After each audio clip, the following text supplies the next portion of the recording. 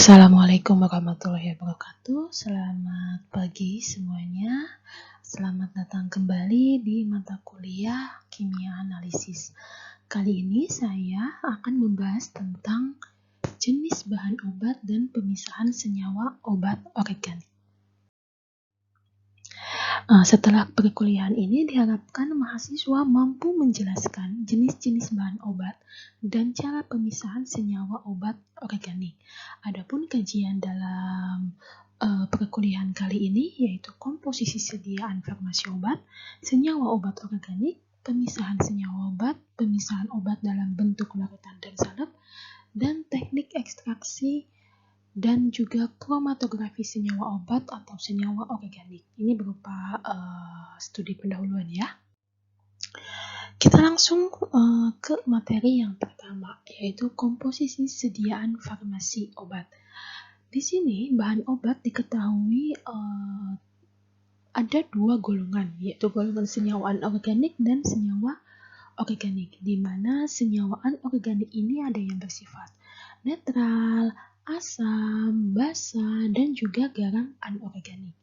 Nah, sedangkan untuk senyawa organik sendiri itu terdiri dari senyawa obat yang bersifat asam lemah, molekul netral, garam organik, dan juga basa lemah. Sampai sini sudah bisa dipahami ya, masih mudah ya. Oleh karena itu kita langsung lanjut ke slide berikutnya. Masuk ke senyawa obat organik. Di sini senyawa organik terdiri dari empat golongan. Yang pertama asam lemah, contohnya adalah RCOOH dengan rumus molekulnya. Kemudian ada molekul netral, yaitu golongan senyawa non-ionik. Ada juga garam organik, yaitu golongan RCONA, ARCONA, RNH2HCl, RNH2HCl, NaOH, dan lain sebagainya. Kemudian kalau basa lemah itu ada golongan RNH2, HNH2. Kita bahas satu-satu dari masing-masing senyawa. Yang pertama ada asam lemah. Asam lemah ini mempunyai sifat sukar larut di dalam air, kecuali untuk asam organik suku rendah seperti asam asetat, asam propionat, asam barbiturat. Kemudian asam lemah ini larut dalam pelarut organik seperti eter, kloroform, heksan, dan juga etanol. Di sini ada berbagai macam contoh asam lemah. Contohnya antara lain asam salisilat seperti yang rumus strukturnya ada di bawah itu, kemudian asam benzoat, asam asetilsalisilat, dan lain sebagainya. Ini gambar dari dua contoh struktur, yaitu asam asetilsalisilat dan asam benzoat. Sudah paham ya tentang asam lemah ya? Kita lanjut ke basa lemah. Ada asam lemah, ada juga basa lemah. Nah, basa lemah ini memiliki sifat atau ciri-ciri sukar larut dalam air. Nah, kemudian basa lemah juga larut dalam pelarut organik seperti eter, kloroform, heksan, dan juga etanol. Nah, contohnya adalah alkaloida seperti kinin, kodein, morfin, papaverin, antihistamin seperti CTM dan promethazine. Ini contoh dari gambar struktur dari papaverin dan promethazine. Paham ya? Lanjut ke slide berikut. Kemudian ada juga garam organik. Nah, garam organik ini mempunyai sifat larut di dalam air dan tidak larut dalam pelarut organik. Contohnya natrium benzoat, tiamin HCl, natrium salisilat, dan lain sebagainya. Di sini ada 3 contoh gambar, yaitu seperti tiamin HCl, natrium benzoat, dan natrium salisilat. Ini contoh-contoh dari garam organik. Sampai sini bisa diikuti ya. Kemudian Di sini ada juga molekul netral yang mempunyai sifat netral. Pada umumnya sukar larut dalam air, contohnya adalah parasetamol. Nah, parasetamol ini merupakan salah satu jenis dari molekul netral. Adapun rumus parasetamol adalah seperti di bawah itu. Nah, tadi sudah kan penggolongan senyawa obat. Lalu kita akan membahas subtopik selanjutnya, yaitu pemisahan senyawa obat dan pemisahan obat dalam bentuk larutan dan salep. Kita bahas tentang yang pertama adalah zat pembawa dalam sediaan obat. Di sini zat pembawa dalam sediaan obat ada bermacam-macam. Ada pembawa anorganik, pembawa organik, kemudian ada juga dasar salep dan larutan pembawa. Untuk pembawa anorganik sendiri terdiri dari bolus, kalsium karbonat, magnesium oksida, natrium hidrogen karbonat, ada juga talak. Kemudian untuk pembawa organik ada fruktosa, glukosa, laktosa, sakarosa, sorbitol, amilum. Kemudian untuk dasar salep itu sendiri ada salep lemak, bulu domba alkohol, salep hidrofil, lanolin, salep polietilen glikol, vaselin, kemudian ada juga adepsalani. Kemudian untuk larutan pembawa, di sini jenisnya banyak, ada aseton, etanol, benzen, kloroform, eter, asam asetat, isopropanolol, dan metanol. Ini sudah paham ya tentang zat pembawa dalam sediaan obat. Di sini jenis-jenisnya. Kemudian kita lanjut ke slide berikutnya. Ini kita akan membahas tentang pemisahan zat pembawa organik. Umumnya pemisahan zat pembawa organik ini lebih sukar dilakukan dibandingkan pemisahan zat pembawa organik. Nah, dapat dilakukan dengan teknik ekstraksi dengan menggunakan pelarut yang sesuai. Kemudian zat pembawa pokok seperti karbohidrat dipisahkan dengan menggunakan etanol setelah terlebih dahulu diasamkan dengan asam tartrat. Namun, amilum tidak dilarutkan dengan cara ini karena dapat menimbulkan gumpalan yang mengganggu. Nah, ada pengecualian ya untuk amilum, karena nantinya amilum ini akan ada gumpalan sehingga nanti dapat mengganggu proses analisis selanjutnya. Kemudian, identifikasi karbohidrat seperti golongan monosakarida ini dapat dilakukan dengan reaksi Molish dan beberapa uji karbohidrat lainnya. Kemudian di sini kita akan membahas tentang identifikasi larutan pembawa. Analisis larutan pembawa dilakukan dengan destilasi dan pemisahan. Nah, hasil destilasi ini ditentukan titik didihnya. Ini ada contoh beberapa larutan. Ada metilen klorida dengan titik didihnya 39,42 derajat Celcius.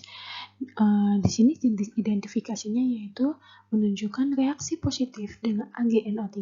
Nah, ini artinya terjadi reduksi CO2O dengan reaksi Ferling. Ini ada bisa dibaca ya, ada berbagai macam larutan dengan titik didih yang berbeda dan ada identifikasinya untuk apa bisa dibaca. Ada metilen klorida, aseton, kloroform, metanol, etanol, isopropanol, air, asam asetat, dan lain sebagainya. Ini bisa dibaca. Kemudian kita langsung ke analisis obat dalam salep. Di mana untuk analisis obat dalam salep ini contohnya adalah 1 gram salep ditambah 30 ml eter minyak bumi, kemudian nanti akan diekstraksi, akan menghasilkan larutan dan sisa. Nah, larutan ini yaitu 1 gram salep ditambah 30 ml eter bumi akan menghasilkan fase air yaitu dan juga fase eter minyak bumi. Nah, fase air ini kemudian nanti ditreatment sehingga menghasilkan berbagai asam karbonat dan seperti berbagai fenol. Kemudian dalam fase eter minyak bumi, kemudian nanti akan menjadi fase eter air dan menghasilkan berbagai basa. Ini contoh pemisahannya ya, analisis obat dalam salep, di mana 1 gram salep ditambah 30 ml eter minyak bumi, nanti hasil akhirnya yaitu menghasilkan berbagai asam karbonat seperti fenol dan berbagai basa. Ini adalah contoh pemisahan asam dan basa dalam salep. Kemudian di sini ada beberapa golongan senyawa obat. Yang pertama ada turunan salisilat, turunan anilin, turunan pirazolon, turunan asam barbiturat, alkaloida santan, turunan pirin, dan bahan lain. Selain itu ada juga golongan sulfat, golongan anestetik, antibiotik, pemanis dan pengawet, alkaloida, antihistamin, dan vitamin. Ini banyak jenisnya. Ini supaya kalian mengetahuinya ya. Kemudian di sini kita masuk ke percobaan pendahuluan, yaitu identifikasi pendahuluan, yaitu identifikasi awal senyawa obat yang telah terekstraksi, yang diperiksa organoleptiknya meliputi bentuk, bau, rasa, dan kelarutan. Jadi pada percobaan pendahuluan yang pertama itu kita periksa dulu secara organoleptik menggunakan organoleptik seperti bentuk, kita lihat melalui oleh mata, bau kita cium melalui hidung, rasa kita rasa melalui lidah, dan kelarutan. Kelarutannya seperti apa diamati ya. Ini percobaan pendahuluannya. Kemudian biasanya percobaan pendahuluan ini berupa kelarutan dalam asam dan basa, analisis unsur nitrogen, sulfur, dan halogen, kemudian diperiksa gugus fungsinya. Nah ini dalam percobaan pendahuluan ya. Jadi yang maksud dengan percobaan pendahuluan di sini adalah percobaan awalnya.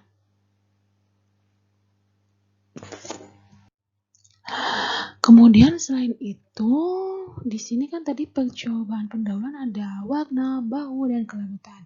Di sini untuk warna kita bisa lihat apabila warnanya kuning hingga jingga itu termasuk dalam dantron, menadion, tetraxilin, riboflamin, dan nitroflamin. Kemudian apabila hijau sampai kuning itu termasuk dalam golongan rutosida. Kemudian dari bau, apabila baunya aromatis, itu pasti ada pelarut organiknya. Apabila baunya menusuk, maka mengandung asam organik yang mudah menguap. Apabila kalau baunya itu pamiceran, karamel, maka pasti mengandung gula, asam tartar, atau amilum. Sedangkan apabila baunya itu pemijaran dan merekatkan, maka mengandung senyawa tiurea dan sulfatiazol. Apabila baunya itu pemijaran atau bau amoniak, maka mengandung ureida, asam amida, dan barbiturat. Di sini dari organoleptik ini kita dapat menganalisis secara kasat mata, jadi secara organoleptik, jadi memperkirakan secara organoleptik. Nah, kemudian dalam kelarutan dalam asam dan basa, di sini apabila larut dalam basa, maka pasti golongannya itu asam karbonat, fenol, senyawa nitro, tiazida, sulfonamid, riboflamin, theobramin, dan oxazepam. Kemudian apabila larut dalam asam, pasti golongannya itu basa fraksi 3, kinin atau kinidin. Sampai sini sudah paham ya, ada warna, bau, dan kelarutan itu artinya seperti apa. Paham ya? Kalau paham, kita lanjut ke slide berikutnya. Kemudian ada juga analisis unsur nitrogen, sulfur, dan halogen. Nah, untuk pemeriksaan nitrogen biasanya menggunakan dalam tabung pijar ya, sehingga ditambah 20 hingga 50 gram bahan yang akan dianalisis dan ditambahkan Na, kemudian dipanaskan. Nah, sampel kemudian ditambahkan Fe2 sulfat, kemudian dididihkan. Maka akan menghasilkan besi hidroksida yang dilarutkan dengan 6 NaCl. Apabila positif, maka akan berubah warna menjadi biru. Kemudian untuk pemeriksaan sulfur, Di sini 50 gram bahan ditambah 1 ml H2O2 30% dan 2 tetes larutan Fe2 klorida 10%.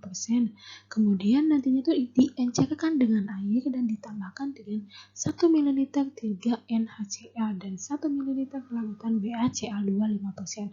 Maka akan menghasilkan endapan putih BaSO4.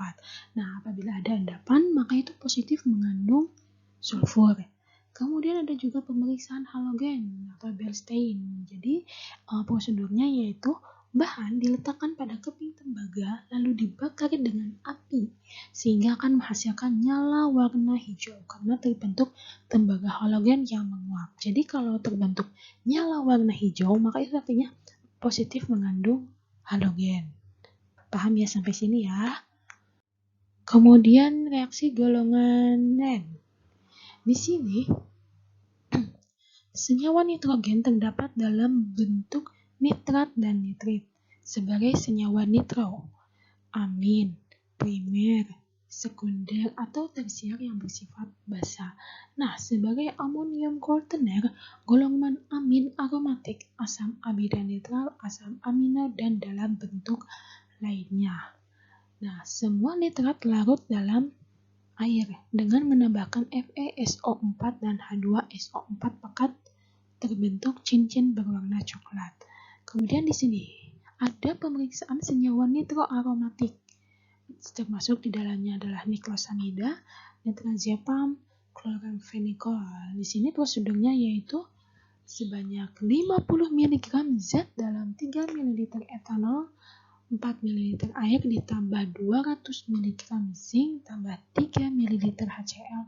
Kemudian nanti dipanaskan dan kemudian 2 ml filtratnya ditambahkan dengan 2 tetes pereaksi diazo 1 dan diazo 2 sehingga terbentuk endapan jingga.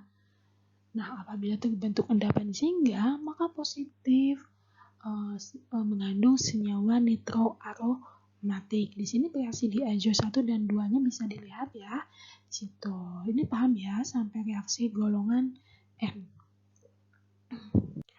Selanjutnya yaitu pemeriksaan basa amin, pemeriksaan amin alifatik dan lain sebagainya. Yang pertama kita akan bahas tentang pemeriksaan basa amin. Nah, untuk pemeriksaan basa amin itu sendiri, sampel ditambah reaksi Mayer dalam suasana asam, maka akan menghasilkan endapan kekuningan. Apabila endapannya kuning, maka positif mengandung basa amin. Kemudian yang kedua, ada pemeriksaan amin alifatik primer dengan menggunakan reaksi sampel.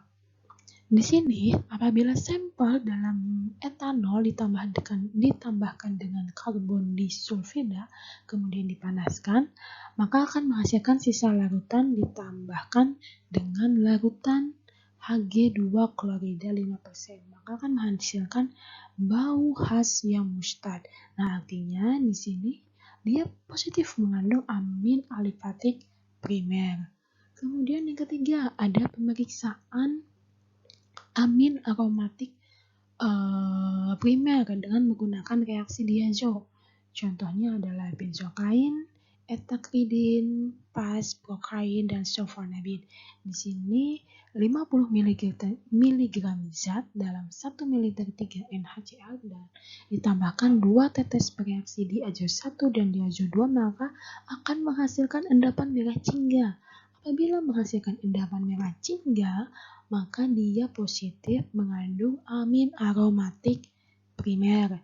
Kemudian selanjutnya adalah pemeriksaan amin sekunder. Jadi zat dalam 2 ml 3NaCl didinginkan 5 derajat Celcius. Kemudian ditambahkan 2 ml NaNO2 1%.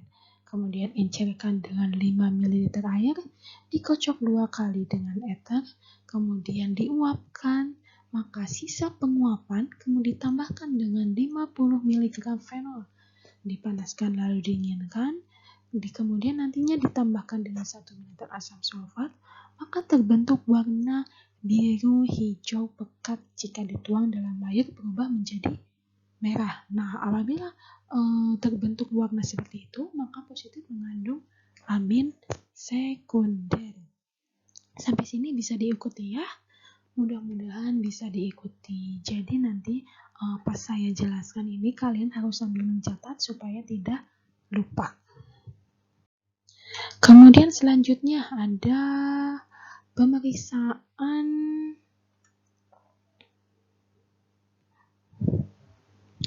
amin alifatik primer dan aromatik melalui reaksi isonitrial. Di sini zat dalam etanol dan kloroform ditambah basa alkali kemudian dipanaskan. Apabila tercium bau khas isonitrial, maka itu positif mengandung amin alifatik primer dan aromatik. Kemudian di sini juga pemeriksaan asam amino dengan menggunakan reaksi ninhidril. Jadi 1 ml sampel netral ditambah 2 tetes larutan ninhidrin 1% dalam air nantinya dipanaskan hingga mendidih, maka terbentuk warna merah ungu atau biru. Nah, di situ apabila terbentuk warna itu maka positif untuk efedrin, tolumbutamin, antazolin, dan asam askorbat. Soalnya sini bisa diikuti ya. Kemudian untuk pemeriksaan golongan guanidin menggunakan reaksi Sakai-Guchi. Jadi 1 ml zat dalam 5 ml air ditambahkan dengan 1 ml NaOH 10% dalam 1 ml larutan 1 naftal 0,05% dalam etanol didinginkan pada 15 derajat Celcius ditambah 3 tetes larutan natrium hipobromid, maka terbentuk warna merah ungu. Nah, larutan hipobromid di sini yaitu terdiri dari 2 gram NaOH dalam 7,5 ml air ditambah 0,5 ml brom ditambah air sampai 10 ml. Nah, untuk reaksi golongan N ini paham ya semuanya.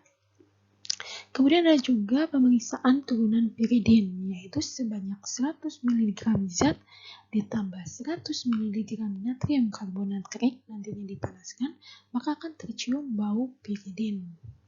Apabila tercium bau piridin, maka positif menggunakan piridin. Kemudian di sini ada juga reaksi golongan senyawa produksi. Di sini bisa diuji menggunakan reaksi Fehling, reaksi kalium permanganat, reaksi adisi dengan brom. Untuk yang pertama, reaksi dengan Fehling, apabila dia berwarna merah bata, maka itu positif untuk asam askorbat, isoniazid, hidrokortison, dan sakarosa. Kemudian apabila dengan reaksi menggunakan kalium permanganat, apabila warna yang semula hilang berubah menjadi coklat, maka dia positif untuk asam askorbat, isoniazid, dan olefin. Apabila ada basa, maka percobaan ini harus dilakukan dalam suasana asam sulfat. Kemudian yang ketiga, di sini ada reaksi adisi dengan brom, yaitu apabila ada ikatan tan jenuh dengan warna brom hilang, maka dia positif mengandung senyawa reduksi. Kemudian ada juga reaksi golongan asam organik, ester, dan juga aldehid. Di sini untuk pemeriksaan asam organik, apabila terbentuk kompleks besi hidroksamat atau warna merah, maka dia positif mengandung asam organik. Kemudian dalam pemeriksaan ester, apabila dia memberikan reaksi yang sama dengan asam amida dan asam anhidrida, maka dia positif ada esternya. Nah, kalau dalam pemeriksaan aldehid dengan reaksi Schiff, apabila dia terbentuk warna merah hingga ungu, maka dia positif mengandung senyawa aldehid. Sampai sini bisa paham ya. Kemudian ada juga reaksi golongan dari hasil uraian formaldehid, tugas aktif metilen, dan idioform. Nah, dalam pemeriksaan hasil uraian formaldehid atau reaksi asam kromatopat, di sini apabila terbentuk warna biru sampai ungu, maka positif untuk metamizol hidrok.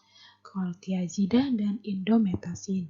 Nah, untuk yang kedua yaitu pemeriksaan gugus aktif metilen. Apabila terbentuk warna merah, maka positif untuk diazefat, hidromorfin, oksikodon, dan hidrokodon. Nah, untuk reaksi idioform, apabila tercium bau idioform, maka positif mengandung aseton, etanol, isopropanolol, asam laktan, dan warfarin. Kemudian selanjutnya ada reaksi golongan seperti reaksi besi 3 klorida, milion, asam sulfat, dan azotasi. Di sini untuk reaksi besi 3 klorida yaitu 5 mg zat dalam 1 ml air itu sebanyak. Netralkan dengan NaHCO3HCl tambah 2 tetes FeCl3 1%. Nah, apabila terbentuk warna merah sampai ungu, maka dia positif untuk mengandung hidroksi aromatik fenol, enol, pirozolon, fenotiazid. Nah, yang kedua untuk reaksi milon, apabila terbentuk warna merah, maka dia positif untuk fenol dan nipagin. Kemudian untuk reaksi gabungan dengan asam sulfanilat diazotasi, apabila terbentuk warna merah, maka dia positif untuk fenol dan imidazol. Nah, di sini juga ada reaksi khusus yaitu menggunakan reaksi Morexid, reaksi Zuiker, dan reaksi Vitali-Morin. Ini bisa dibaca ya. Kemudian selanjutnya ada ini untuk pembentukan warna pada reaksi Vitali-Morin. Artinya apabila warna yang timbulnya itu biru sampai ungu, maka dia positif mengandung senyawa atropin dan sebagainya. Nah, di sini apa? Beda-beda warna merepresentasikan beda-beda senyawa. Bisa dilihat ya. Kemudian reaksi khusus yang selanjutnya yaitu menggunakan senyawa kompleks berwarna dengan kompentoksida yang larut dalam benzol. Nah, di sini apabila menghasilkan lapisan benzol berwarna biru ungu, maka ia positif untuk pilokarpin dan fenazon, pentatazol, propipenazon, dan clotrimazol. Kemudian ada juga senyawa kompleks berwarna dengan larutan tembaga sulfat dalam basa alkali. Di sini apabila terbentuk warna biru sampai ungu, maka dia positif untuk etanolamin, asam amino, dan beberapa sulfonamida. Nah, yang ketiga untuk reaksi steroida, apabila terbentuk lapisan kloroform berwarna merah, maka dia positif. Kemudian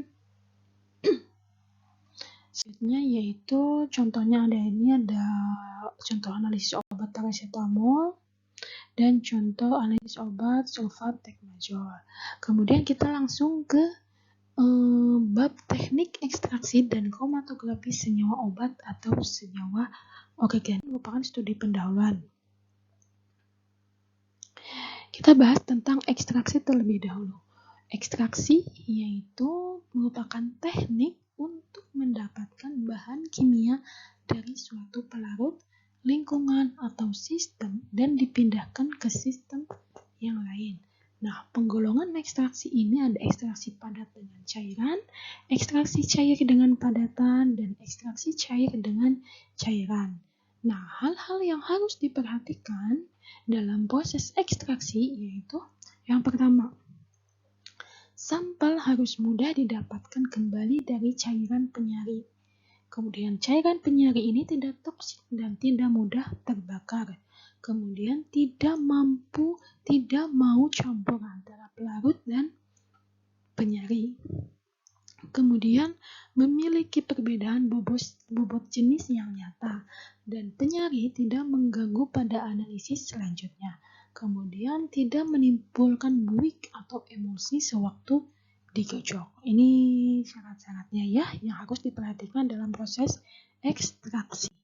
Kemudian yang pertama kita akan bahas tentang ekstraksi padat cair, yaitu prosedur yang umum dilakukan adalah ekstraksi senyawa dari bentuk sediaan padat seperti analisis dalam sediaan tablet. Nah, prosedurnya cukup sederhana yaitu melibatkan pemilihan pelarut atau gabungan pelarut yang secara ideal akan melarutkan secara sempurna senyawa yang akan dianalisis dan hanya sedikit melarutkan senyawa yang akan mengganggu analisis lebih lanjut. Nah, pada awalnya dilakukan penggerusan matriks padat sehingga diperoleh serbuk yang halus. Dilanjutkan dengan ekstraksi pelarut, penyaringan atau sentrifugasi untuk menghilangkan partikulat. Di sini untuk pertimbangan prosedur penyiapan sampel tablet dalam analisis di sini menggunakan ada berbagai metode dan berbagai keuntungan dan kerugiannya. Ini bisa dibahas ya, bisa dibaca. Jadi beda metode pasti mempunyai keuntungan dan kerugian yang berbeda. Yang kedua, kita akan membahas tentang ekstraksi cairan dengan padatan, yaitu dilakukan dari sampel yang berkadar kecil dalam cairan. Contohnya adalah cemaran pestisida dalam air laut yang dialirkan ke dalam kolom yang berisi bahan pencerap, misalnya silika gel. Maka pestisida akan tertinggal dalam penyerap silika gel dengan prosesnya disebut adsorpsi. Kemudian ada juga teknik ekstraksi cair-cair. Di sini ekstraksi cair-cair digunakan untuk praperlakuan sampel atau clean up sampel untuk memisahkan analit dari komponen matriks yang dapat mengganggu dalam analisis. Secara umum, prosedur ekstraksi cair-cair ini melibatkan ekstraksi analit dari fase air ke pelarut organik yang bersifat non-polar atau agak polar. Di sini contohnya ada heksan, metilen, benzen, dan diklormetan. Analit yang mudah terekstraksi dalam pelarut organik adalah molekul netral yang berikatan secara kovalen dengan substituen yang bersifat non-polar atau agak polar. Nah, senyawa polar dan juga senyawa yang mudah mengalami ionisasi akan tertahan di dalam fase air. Ini kemudian teknik ekstraksi ini umumnya dilakukan menggunakan corong pisah. Nah, corong pisah ini seperti gambar yang ditampilkan dalam waktu beberapa menit. Nah, efisiensi ekstraksi ini meningkat jika digunakan jumlah larutan ekstraksi yang lebih besar atau dengan melakukan beberapa kali ekstraksi dengan volume yang sama. Nah, syarat pelarut organik yang dipilih adalah yang pertama memiliki kelarutan yang rendah dalam air, kemudian dapat menguap sehingga mudah dihilangkan setelah ekstraksi dilakukan, kemudian memiliki kemurnian yang tinggi untuk meminimalkan kontaminasi sampel. Di sini masalah yang sering dihadapi dalam ekstraksi pelarut. Yang pertama, terbentuknya emosi, kemudian analit terikat kuat pada partikulat, kemudian analit terserap oleh partikulatnya, mungkin ada analit terikat pada senyawa yang BM-nya tinggi, dan kelarutan analit secara bersama-sama dalam kedua fase. Nah, masalah ini biasanya sering ditemui dalam ekstraksi, dalam proses ekstraksi. Nah, adapun cara pemecahan emulsinya yaitu yang pertama, penambahan garam ke dalam fase air, pemanasan atau pendinginan corong pisah, penyaringan melalui glass wall, kemudian penyaringan dengan kertas kering, dan penambahan sedikit pelarut organik yang berbeda. Dan juga bisa dengan menggunakan sentrifugasi. Begitu ya. Kemudian kita akan membahas tentang kromatografi. Tadi kan ada ekstraksi, kemudian ini yang kedua adalah kromatografi. Di sini kromatografi merupakan teknik pemisahan, isolasi, pemurnian, atau bisa juga disebut dengan teknik identifikasi atau metode analisis. Nah, definisi umum dari kromatografi menurut Strain yaitu studi dan penggunaan prosedur analitik untuk pemisahan campuran zat dari suatu zona yang sempit di dalam media yang berpori dengan cara migrasi diferensial. Migrasi tersebut diakibatkan oleh potensial listrik atau aliran cairan atau gas. Di sini, mekanisme yang mengakibatkan migrasi diferensial yaitu ada proses absorpsi, partisi, pertukaran ion, saringan molekuler, afinitas, dan sebagainya. Nah, prinsip dasar dari kromatografi di sini adalah redistribusi dua atau lebih senyawa dalam suatu campuran antara dua fasa, yaitu fase diam dan fase gerak. Nah, fase diamnya ini berupa padatan atau cairan yang disanggah oleh suatu padatan. Sedangkan fase geraknya di sini adalah berupa gas atau cairan yang mengalir secara kontinu melewati fase diam. Ini ya prinsip dasar kromatografi, harus diingat ya di sini ya, di bold, dicatat dalam buku catatan kalian. Ini adalah prinsip dasar kromatografi. Yang pertama ada kromatografi gas. Nah, untuk kromatografi gas ini yaitu kolom diisi dengan serbuk adsorben atau padatan pendukung yang inert berpori yang dilapisi dengan cairan yang sukar menguap. Nah, bahan-bahan tersebut berfungsi sebagai fase diam. Untuk sampel yang terdiri atas komponen, yaitu berupa gas atau uap, dialirkan oleh gas pembawa yang inert, dilewatkan pada kolom tersebut. Nah, komponen akan terpisah berdasarkan pembagian distribusi antara fase diam dan fase gerak. Nah, dalam kromatografi gas ini biasanya fase geraknya yaitu berupa gas. Nah, kemudian yang kedua ada kromatografi kolom cair-cair atau partisi klasik. Nah, dalam kromatografi jenis ini, kolom diisi dengan zat padat berpori dengan luas permukaan yang tinggi, misalnya silika gel atau selulosa yang dilapis secara fisik dengan air sebagai fase diam. Nah, komponen campuran akan terpisah dengan melewatkannya bersama pelarut organik fase gerak melalui kolom. Kemudian yang ketiga ada kromatografi kertas. Nah, dalam kromatografi kertas ini, larutan sampel yang terdiri atas campuran zat ditotolkan pada kertas saring yang kemudian dicelupkan dalam pelarut organik atau campuran pelarut. Nah, campuran zat dalam sampel kemudian akan terdistribusi antara kertas sebagai fase diam dan pelarut organik sebagai fase gerak. Diingat ya bahwa fase diamnya ini adalah kertas dan fase geraknya adalah pelarut organik. Kemudian untuk kromatografi cair-cair modern atau KCKT atau bisa disebut juga dengan HPLC. Di sini kolom diisi dengan partikel padatan yang berukuran kecil, biasanya 3-10 mikron. Dilapisi secara kimia oleh suatu cairan yang berfungsi sebagai fase diam. Nah, komponen sampel dibawa oleh cairan fase gerak yang dialirkan dengan bantuan tekanan tinggi melewati kolom fase diam. Nah, komponen ini dipisahkan berdasarkan partisi antara fase diam dan fase gerak yang satu sama lainnya itu tidak bercampur. Kemudian ada juga kromatografi lapis tipis atau KLT. Nah, fase diamnya di sini yaitu berupa adsorben yang disebarkan berupa lapis tipis dengan ketebalan yang rata pada suatu lempeng kaca.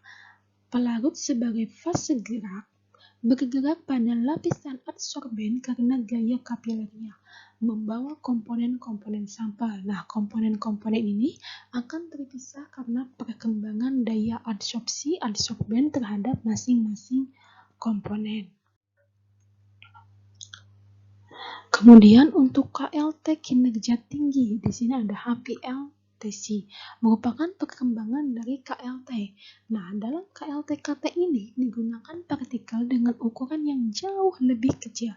Nah, dengan melepaskan cairan pada adsorpsen, maka pemisahan dapat dilakukan berdasarkan mekanisme partisi cair-cair selain dengan mekanisme adsorpsi. Nah, KLT kinerja tinggi ini jadi kinerjanya itu lebih tinggi dibandingkan KLT yang sebelumnya. Kemudian ada juga kromatografi kolom adsorpsi, termasuk di dalamnya adalah klasik dan KCKT. Nah, pada kromatografi ini, kolom dari gelas diisi dengan serbuk adsorben, seperti pada awal penemuan metode kromatografi oleh Seth. Nah, sebagai adsorpsen biasanya digunakan silika gel atau alumina. Pemisahan komponen satu campuran didasarkan pada perbedaan absorpsi. Komponen tersebut diolah adsorben. Nah, sebagai fase geraknya adalah pelarut dan campuran pelarut dengan berbagai polaritas. Nah, metode klasik tersebut di atas dalam banyak hal telah tergeser oleh metode KCKT yang berbeda dalam hal daya pisahnya yang tinggi dan manfaat analitis di samping peta relatifnya.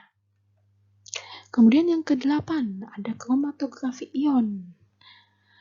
Nah, kromatografi jenis ini di mana senyawa-senyawa ion dalam fase gerak dipisahkan berdasarkan perbedaan afinitas terhadap gugus-gugus ionik yang merupakan bagian integral dari fase padat tak larut sebagai fase diam.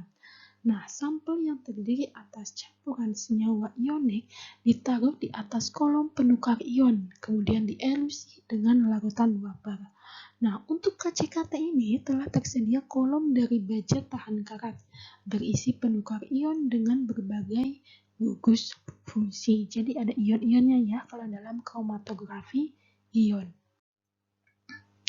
Kemudian yang ke-9 ada kromatografi eksklusi gel, termasuk klasik dan KCKT. Di sini dalam kromatografi ini komponen-komponen campuran dipisahkan berdasarkan ukuran berat molekulnya melalui perbedaan distribusi antara pelarut yang ada di dalam ruang gel dengan cairan fase gerak. Untuk pemisahan protein-protein dengan berat molekul yang berbeda telah dilakukan dalam kolom klasik. Ya, contohnya spadek atau kolom HPLC yang berisi gel berdasarkan silika. Kemudian ada juga kolom kromatografi afinitas. Jadi dalam kromatografi ini untuk mengisolasi suatu zat, misalnya enzim yang terdapat dalam campuran yang kompleks dengan memasukkan sampel tersebut ke dalam kolom dari bahan yang hanya berikatan dengan zat yang akan diisolasi, sedangkan zat lainnya diloloskan dalam kolom. Nah, zat murni ini akan diperoleh dengan melepaskannya kembali dari ikatan reversibel dengan kolom tersebut. Ini contoh proses pemisahan dalam kromatografi ya. Nah, dapat dilihat pada proses yang pertama itu kan tadinya senyawanya itu bercampur, kemudian karena adanya fase diam dan juga fase gerak, maka akan sedikit demi sedikit maka akan terpisah sehingga prosesnya itu bertahap. Pada gambar yang keempat dapat dilihat itu terjadi pemisahan 3 senyawa. Nah, kurang lebih dalam kromatografi jenis ini juga pemisahannya itu seperti itu. Sampai sini paham ya semuanya? Semoga dapat paham dan bisa dimengerti. Sekian perkuliahan kali ini. Selamat belajar, terus jaga kesehatan. Assalamualaikum warahmatullahi wabarakatuh.